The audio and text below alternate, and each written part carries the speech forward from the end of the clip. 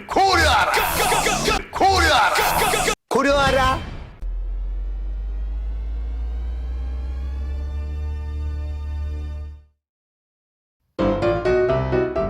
여러분 안녕. 역사로 덕분이하는 살쌤이에요.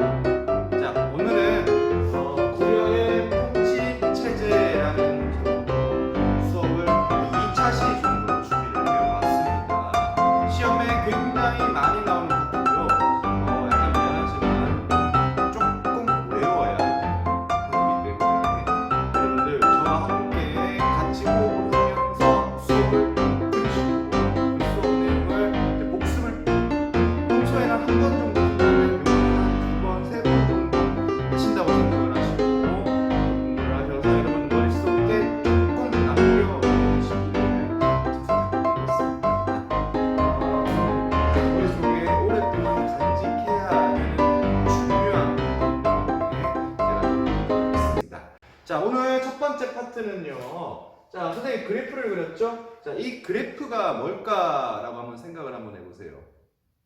이 그래프가 뭘까라고 한다면 이 밑에 가로는 당연히 이제 연도의 연도 기간이라면 자, 위에 이제 이게 왕권입니다. 왕권의 이제 권력, 왕권의 권력 보시면 됩니다. 왕권의 권력이 이 고려라는 나라의 왕권의 권력이 처음에는 이제 왕건 때는 이렇게 올라가다가 살짝 이렇게 A 부분 보이시죠? 살짝 이제 좀 왕권이 떨어집니다. 국가가 약간 흔들렸다 이렇게 보시면 되고 그리고 다시 쭉 올라가면서 고려 초기에 탄탄한 나라가 이제 나타나게 되는데요.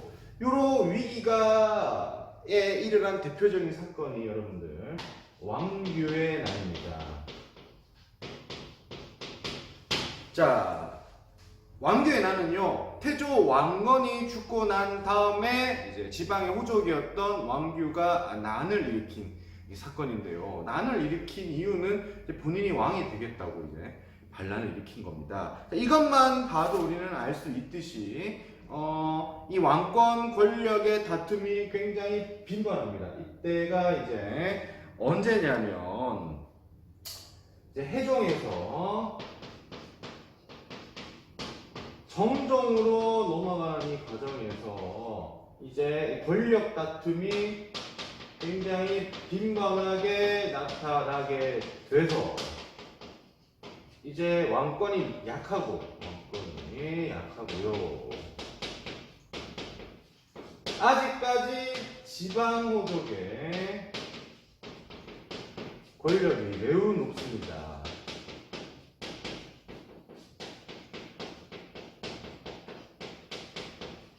자, 생각을 해보세요, 여러분들. 태양, 저 하늘 아래 태양은 몇 개죠? 하나죠. 그죠? 영웅은 한 명. 그죠? 그러면 이 고려라는 나라에서 권력이 가장 높은 사람은 왕이어야 되는데, 왕권은 약하고 그 주변에 있었던 지방 호종의 세력은 여전히 강한 그런 상태. 그럼 이거를 이제 바로 잡은 사람이 누구냐 라고 한다면 이렇게 올라가게 만든 사람이 누구냐 시험에 굉장히 많이 나오겠죠. 그렇죠? 이 위기를 해결했던 사람이 누구냐라고 한다면 광종입니다. 그리고 이제 여기 독야청청 올라가 있는 사람이 누구냐는 성종입니다. 오늘 우리가 배우는 파트가 이 광종과 성종입니다. 이 두 왕은 어떤 방법을 사용해서 왕권을 강화시켰냐 라는 건데, 첫 번째로 이렇게 우리가 이제 심장으로 한번 예를 듭시다. 심장이 갑자기 멎었어요. 그럼 어떡합니까? 심장이 멎었어. 그러면 우리가 이거 하죠. 이거 살려야 한다. 이거 하잖아요. 심폐소생술 하죠. 이거 할 때 여러분들 갈비뼈가 부러진다고 합니다. 갈비뼈가 부러진대요. 그래도 이렇게 충격을 줘서 이렇게 막 하는 겁니다. 그렇게 해서 일단은 살려두는 거예요. 급한 대로. 갈비뼈를 희생하면서. 그게 광종입니다.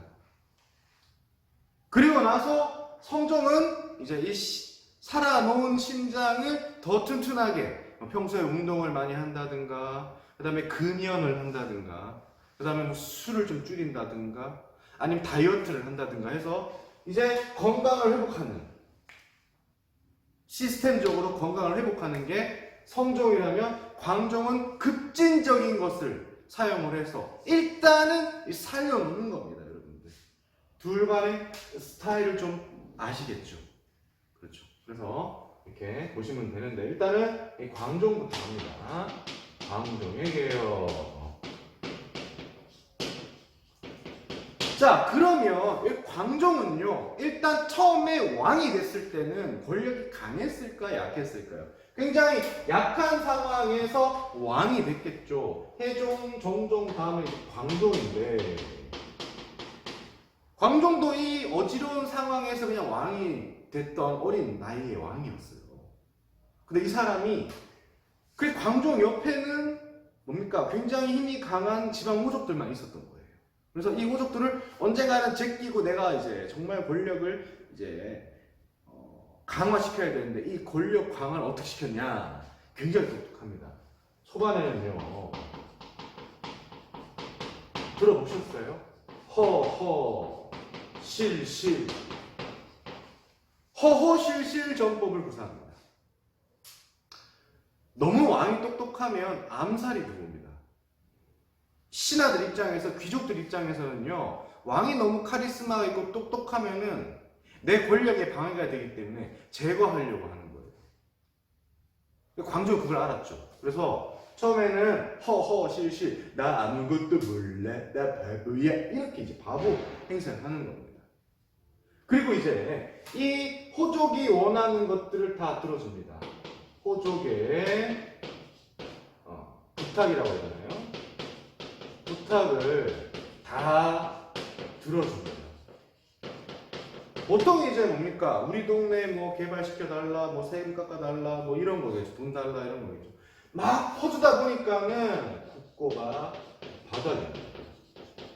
그 대신 뭘 얻었을까요? 이제 뭐 인기는 올라갔겠죠. 광종의 인기는 올라갔지만은 국고가 바닥이 납니다. 나라가 망하기 직전이야. 이때 광종이 첫 번째죠. 이 호족들을 불러다 놓고 회의를 합니다. 아, 호족님들 나라 이래가지고 망하겠어요. 호족님들이 부탁한 거 들어주느라고 제가 돈을 다 썼더니 나라가 이렇게 망하는데 어떻게 뭐 신라 말처럼 나라를 망가뜨릴까요? 아니면 뭐 어떻게 한번 해볼까요? 그래서 호족들이 귀엽잖아요. 그래서 우쭈쭈 그래 네가 원하는 게 뭐야 내가 들어줄게. 너 이때까지 우리 부탁 다 들어줬으니까 우리도 하나 정도는 들어줘야 되겠지 라고 해서 이제 하나의 요구를 들어주게 되는데 그게 뭐냐면 시험에 굉장히 나오는 노비안검법이에요. 이게 뭐냐면 이때 당시에 지방호족의 권력이 워낙 높았기 때문에 지방호족이 권력이라는 건 즉 이제 갖고 있는 토지와 정비례합니다. 그렇죠. 권력이 높은 사람일수록 재산이 많잖아요. 그때 당시에 돈은 없잖아. 그러니까 돈의 가치 즉 땅의 크기가 많아진다. 그러니까 땅이 커지는 거죠. 그러면 농사를 지을 수 있는 뭐가 많이 필요한 겁니까? 노비가 많이 필요하다는 거죠. 그래서 뭡니까? 불법으로 노비가 된 자들이 많았어요. 불법으로 노비가 된 자들을 다시 양민으로 리턴하는 겁니다. 이게 국가의 이 돈과 무슨 상관이 있냐? 이 양민은 원래 뭘 내는 존재입니까? 세금을 내는 존재죠. 근데 세금을 내야 되는 이 양민이 원래는 양민이었다가 불법으로 노비가 됐잖아요. 노비가 되면 뭘 안 냅니까? 얘는 세금을 안 내죠. 그죠? 그러니까 노비가 많아지면 나라는 가난하고 평민이 많아지면 나라가 강해지는 건데 지금 당장 노비가 너무 많으니 광종이 이 지방호족도 불러놓고 부탁을 하는 거예요. 형님들 가지고 있는 노비 조금만 돌려주시면 안 돼요? 세금이 너무 없어서 나라가 너무 가난해요. 그러니까 너 귀엽잖아. 그리고 좀 이때까지 자기 부탁 다 들어줬고 그래서 이 호족이 이 노비 안건법을 통과시킵니다. 그랬더니 어떻게 됩니까? 호족의 권력이 상당 부분 약화가 되는 겁니다. 왜요? 이 노비는요 농사만 짓는 게 아니라 뭐 합니까? 농사도 짓지만 개인 군사력이기도 하거든요. 그래서 개인의 힘이 굉장히 약화가 되는 거고 이걸 광종이 노리는 겁니다. 허허실실 전법을 사용해서. 그리고 두 번째, 권력의 교체를 단행합니다. 이게 뭐냐? 권력을 교체, 즉 인재를 뽑는 방법을 설정하는 거예요. 과거 제도 두둥. 이제 시험 봐서 사람 뽑을 거예요. 그전에는 그런 거 없어요. 왕건, 뭐 해종, 병종 그런 거 없어. 그냥 고려가 만들어지는데 큰 도움을 줬던 개국 공신들의 자녀들 그냥 다 그냥 교섭하는 건데 이제 그게 아니라 이제 시험을 봐서 능력 있는 사람들만 뽑을 거야. 당연히 누가 반발할 거야? 호족들이 반발을 하겠죠. 아, 뭐 하나 빠졌다. 그냥 호족이 아니죠. 어떤 호족? 약해진 호족이죠. 약해진 호족이 반발을 합니다. 이 똑똑한 광종이 이걸 예상을 했겠니? 못 했겠니? 이거를 기대하고 뭐합니까? 과감하게 숙청을 하게 되는 겁니다. 야, 왕인 내가 하자 그랬는데 감히 반발을 해? 이건 반역이야. 반역 프레임 딱 씌워가지고 대가리 딱 자르는 겁니다. 그래서 이때 죽은 귀족들이 하게 되는 겁니다. 그래서 지방호족의 세력이 대폭 약화되는 거고 그리고 나서 이제 말 잘 듣는 지방호족만 남게 되겠죠. 근데 선생님이 이 지방호족은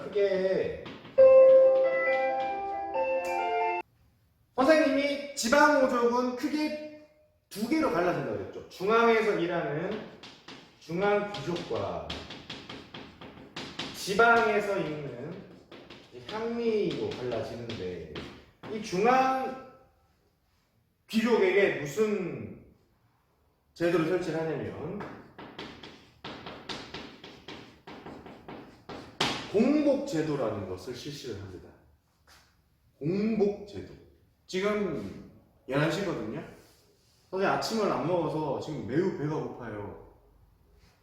공복. 아이고. 여기서 말하는 공복은 그건 아니고요. 여러분 혹시 그 교복 입으셨죠? 교복에 이름표가 다 있는데 이름표가 학년과 그 색깔이 다르죠. 그죠? 그 학년을 구분할 수 있도록 색깔을 달리 하는 거. 그게 공복제도입니다. 신하들의 계급에 따라서 옷 색깔을 달리 하는 겁니다. 이거는 사실 신하들 입장에서는 기분이 썩 그닥 좋지 않잖아. 이거는 뭐야? 왕이 신하들을 구분하기 편하게 하기 위해서 만든 제도, 즉 왕을 위한 제도야. 그러니까 이걸 했다라는 건 이제는 초반에 이 광종에 약했던 광종이 이 노비암건법을 어떻게든 실시를 시키고 과거 제도를 통해서 말 안 듣는 귀족들 다 대가리 자르고 나서 말 잘 듣는 이 귀족들한테 족쇄를 채우는 이제 완성된 권력을 완성시키는 거죠. 이해가 되시죠? 오케이. 그렇게 해서 이제 광종의 개혁이 끝이 나게 됩니다. 굉장합니다. 자, 이제 그리고 어디로 가냐면 성종이 등장을 합니다. 이 광종과 성종 사이에는 선생님이 수업을 좀 빼먹었는데 나중에 할게요. 경종이라는 왕이 있어요. 이 경종은 무슨 개혁을 하냐면 무엇을 개혁을 하냐면 전시과라는 것을 개혁합니다. 이게 뭐냐면은 이제 관리들의 월급 제도를 만드는 거예요. 관리들의 월급 제도. 그러니까 내 말 잘 듣는 사람, 이제 과거 제도에 합격한 사람은 관리가 되고 이 관리는 내가 이제 월급을 주는 거예요. 그러니까 너네들은 내가 사장이고 너네들은 내 부하 직원들이기 때문에 내한테 잘 보여야 돼. 이런 시스템을 만들어 가는 겁니다. 이렇게 해서 성종으로 가는 겁니다. 이 성종은 이제 이 고려의 통치 체제를 이제 만드는 겁니다. 굉장히 중요한데 요거를 도와줬던 사람이 누구냐면 최승로의 28조가 있어요. 시무 28조. 그러니까 국가를 운영하는데 28개의 개혁을 실시해서 나라를 좀 탄탄하게 이제 바꿔 나갑시다라고 이제 최승로라는 유학자가 이제 제의를 했고 이 성종이 그걸 받아들여서 고려라는 나라가 좀 더 발전된 형태의 국가가 되게 됩니다. 네, 그래서 28개인데요. 그 중에서 몇 가지 정도는 좀 알아두셔야 되는 게 첫 번째는 유교를 강조하고요. 상대적으로 불교 및 도교는 배척을 합니다. 고려는 원래부터 불교 국가예요. 굉장히 불교가 많이 발전을 했고 나중에도 배우겠지만 그 과거 제도에 있어서 유학자만 뽑는 게 아니라 희한하게 시험을 통해서 승려도 뽑았어요. 그 정도로 이제 불교를 굉장히 중시했던 국가고 그 불교 행사들이 굉장히 성대하게 열립니다. 그 불교 행사가 뭐냐면 연등입니다. 이 도교 행사는 8관에 있습니다. 이게 1년에 한 번씩 열리면은 국고를 엄청나게 쓴다는 거죠. 이게 유학자 최승로 입장에서 봤을 때는 어이가 없는 거지. 그래서 교과서 118페이지에 보시면 맨 밑에 20조를 한번 읽어보겠습니다. 불교를 믿는 것은 자신을 다스리는 근본이며 유교를 행하는 것은 나라를 다스리는 근본을 구하는 것입니다. 자신을 다스리는 것은 내세의 복을 구하는 일이며 나라를 다스리는 것은 오늘의 급한 일입니다. 여기서 밑줄을 치는 건 이거죠. 자신을 다스리는 것은 내세의 복, 나라를 다스리는 것은 오늘의 급한. 그러니까 나라를 다스리는 게 유학인데 이게 지금 당장 급하다. 그러니까 이거부터 해야 된다. 누구는 적어도 관리자라면, 왕이라면 그렇게 해서 배척을 하고 유교를 강조하게 되고요. 그 다음에 또 이제 지방관을 파견해라 라고 합니다. 지방관을 파견한다라는 거는요, 지방에 대한 이제 견제를 하는 겁니다. 지방을 견제를 하는 건데 이 지방에는 누가 살아요? 아까 쌤이 얘기했잖아요. 지방왕족을 두 개로 이제 갈라져요. 하나는 중앙귀족, 하나는 지방향리. 지방에 누가 살아요? 향리가 살죠. 그러니까 향리를 견제하는 향리 제도가 만들어지게 되는 겁니다. 그러니까 일단은 급한 중앙을 딱 커버치고 나니까 지방에 살고 있는 향리에게까지도 탁 칼을 들이밀고 이제 너네들도 내 말 잘 들어. 근데 뭐 옛날에 핸드폰이 뭐가 있냐 아무것도 없잖아. 얘네들이 뭔 짓을 하는 줄 알 수가 없잖아요. 거기다가 뭐 하는 겁니까? 지방관을 파견해서 이제 향리들을 감시를 하는 거죠.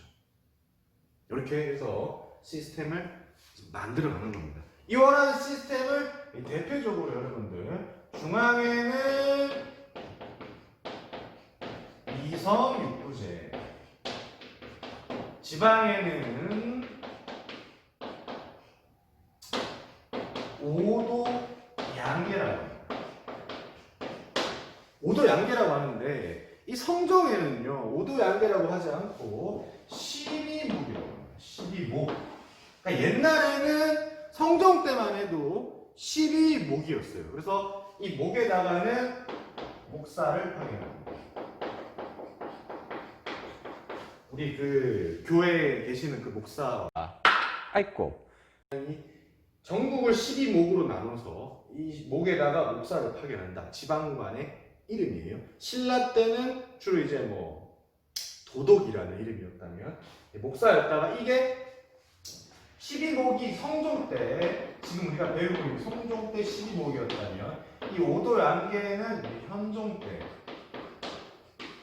이제 5개의 도와 2개의 양계로 나눠서 이렇게 해서 중앙과 지방을 이제 관리를 하게 됩니다. 그러니까 쭉 보면 말이 좋아서 관리지 왕이 그죠? 지방 호족을 뭐 하는 겁니까? 감시하고 힘을 낮추고 다 내 부하로 만들어서 제일 위에 왕, 그 밑에 신하들로 딱 수직적인 관계를 완성을 하는 이러한 시스템을 유교적으로 그럴듯하게 만들었다. 이렇게 보시면 되겠습니다. 여러분들 일단은 고려 통치체제의 원을 지금 우리가 봤습니다. 이제 좀 이따가 칠판 지우고는 이제 본격적으로 중앙의 통치 제도와 지방의 통치 제도, 그 다음에 군사 제도, 과거 제도까지 해서 수업을 쭉쭉쭉 나가보도록 하겠습니다. 네, 그럼 칠판 지우고 올게요. 이따 봐요. 이따 봐요.